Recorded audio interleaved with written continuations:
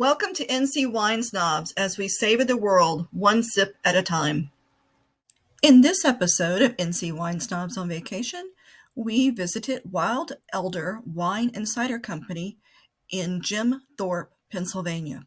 So here we go, Wild Elder Wine and Cider in downtown Jim Thorpe. And so I guess the thing to do is start with the elderberry wine. Here we go. Elderberry wine is very, very dark, which is also sort of the lighting that we have in this secluded area. I think the sun went behind a cloud. Very sweet, very perfumey. It's got some tartness to it. Definitely dry. I don't know what an elderberry tastes like, in all fairness. So my assumption is that this tastes very much like elderberry. So there's some dryness here as far as the actual flavors go. A little bit of fruitiness on a little bit of fruitiness on the nose. So pretty good, actually. So what I'm eating is their BLT. Lots of yummy bacon on it. And tomatoes. Charcuterie. Thank you, sir. Thank you. So what you guys are working with for your cheeses? We've got a local Amish sheep's milk cheese here. We've got a smoked Gouda. We've got an aged Artigiano. The rind of that cheese is edible. It's got a balsamic onion glaze on it. And we've got a blue cheese gorgonzola, which goes really well on the house-made crostini. Drizzle some of the white truffle honey on top. I'm not even a blue cheese fan, and I think it's really good. Okay. Good, because we're not blue cheese fans either. Worth a shot. Then we've got a spicy capicolo, prosciutto, and salami right there. Awesome. Thank you. Enjoy, guys. Thank you very much. If you need anything else, just let me know. We'll do. All right, so next up we've done the elderberry wine. Now we're going to do the elderberry cider. Not as dark as cider. Cranberry colored. And a lot of effervescence to it. I mean, basically a much different mouthfeel to it than the wine. A very dry cider flavor. I tell you that it smells fruity though. I mean, oh yeah, that's really nice. Yeah, so a little bit of tart to it. Very refreshing. Rather like that. Sweet elderberry. So now we're back on the wine track. So this will be the sweet version of the elderberry wine that we had earlier. This is much more easy drinking than the other two, than the first wine and then the cider. Same kind of Nose. tart aromas. It's not oversweet though. No. I mean, it's definitely sweeter than the other two were. It's not sugar. It's fruit. No, that is really good. That's another one that's I would call it sneaky, because you could easily down a whole bunch of that and not even realize it. And at 13.5% alcohol, I could very easily see that sneak it up on somebody. It goes very well with a nice charcuterie plate. So now we're going to come up to something that's actually off menu. So The blueberry.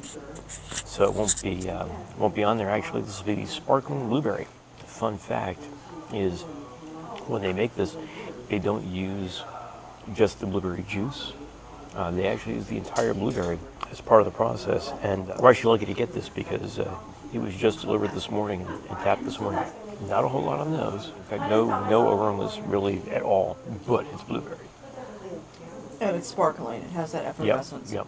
A little bit more on the sweeter side. Okay, so if you like kind of a dry cidery type thing, probably not the route you want to go. But this is sort of that semi-sweet to sweet side of the house, and really good. I mean, that is very, very drinkable. Solid. Yeah, great product. So next up is one that, frankly, I'm kind of excited to try. That's a hopped pear cider. So a little bit of cloudiness to it. I think I can smell the pear from here. I mean, not much from an aroma perspective. Quite a bit of citrus from the hop. Yeah, but I don't find it overly hoppy. I mean, the hop doesn't really, you still got the tart from the pear, but the hop doesn't really bitter it that much, to be honest with you. That's really good. Probably added mid to late in the boiling process. So nice, clean, refreshing. Probably more mid than late, because it doesn't have as much of the citrus nose as you would expect. Right. So overall, yeah, that's a pretty nice. So here's the next one we've been looking forward to, and that is the black currant. And it is dark. Very dark. Another one you don't find very often, frankly, anywhere. That's a different nose. Black currant's not something I'm that familiar with. Oh, that's got a lot of leather, tobacco-y flavors to it. And maybe some dark fruit sweetness. See what you think.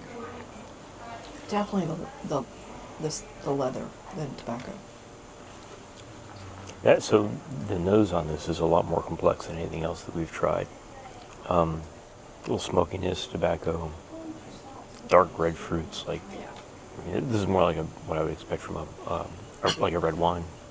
A little bit of sweetness just right off the bat. Ooh, finishing of tart. Wow.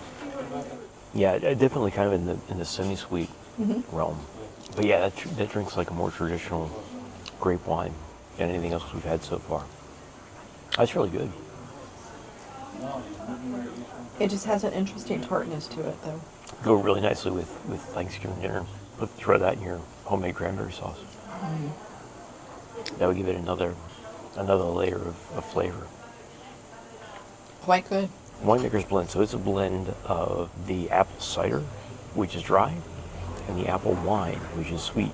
So you get a little bit of effervescence in there. Kind of see some bubbles rising up. Maybe not. We can see them. That's really nice, actually. A lot of apple on the nose. Yeah, but really, really balanced. And some honey and some sweet apple. This is one that would, you could easily drink this on its own. I find it a tad too sweet. I would want something with it. Okay.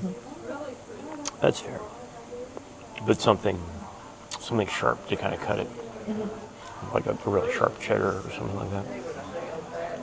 That's a good point. It might make a decent substitute for like a sherry or something like that. Yeah. All right. And our final selection today is the raspberry bergamot. And I have no idea what bergamot is. Me neither. We're about to find out though. Oh, raspberry. Big time, fresh picked raspberry. And I think the bergamot is the flavor on the back end. Yeah, definitely raspberry on the aroma. Sweet up front, and then it finishes really kind of smooth in the middle, and then tart on the back end. That is really nice. So overall, some really strong flavors and strong selection. Boy, choices to make. Picking your one? If I was to go towards a wine standpoint, I'd go black currant. If I would go towards a cider standpoint, I'd go hopped pear. Yeah, I agree with both of those selections. I did like the sweet elderberry. That was really nice. Yeah, out of the three elderberries, I'd go sweet. Yeah, it's probably actually the most complex of the three, too. All done? All done. If you enjoyed this video, be sure to hit that like button and subscribe to the channel with the notification bell turned on.